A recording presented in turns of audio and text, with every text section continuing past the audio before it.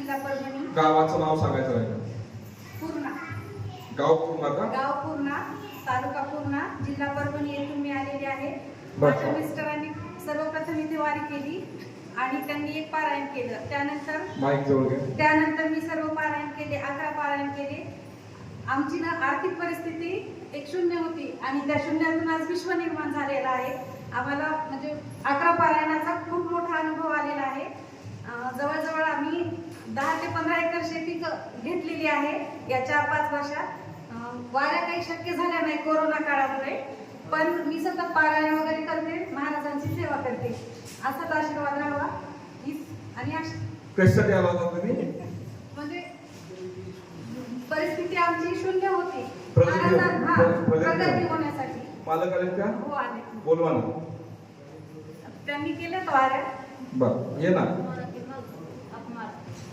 ताई सांगताय की आम्ही मलकापूरला प्रथम पूर्णा तालुका पूर्णा जिल्हा परभणीतून आलेले आहेत. ते सांगतायत की आमची स्वतःची शून्य होतो, आम्ही काहीच नव्हतं आमच्याकडे. आमची प्रगती खुंटलेली होती, काहीच नव्हतं, 1 रुपया सुद्धा नव्हता. इतकी परिस्थिती बिकट झाली होती. मग त्याच्यानंतर आम्ही मलकापूरला आलो. लॉकडाऊनच्या अगोदर तिथला आशीर्वाद घेतला आणि आशीर्वाद घेतल्यानंतर ताई सांगतात की 15 एकर जमीन, बरोबर ना? 15 एकर जमीन. आता जमीन घेणं सोपं आहे का माऊली? 40-30 लाख रुपये भाव आहे. 2 घर पण घेतलेत आम्ही. अरे वा. आम्ही केळ्याच्या घरात राहत होतो. बरं छान.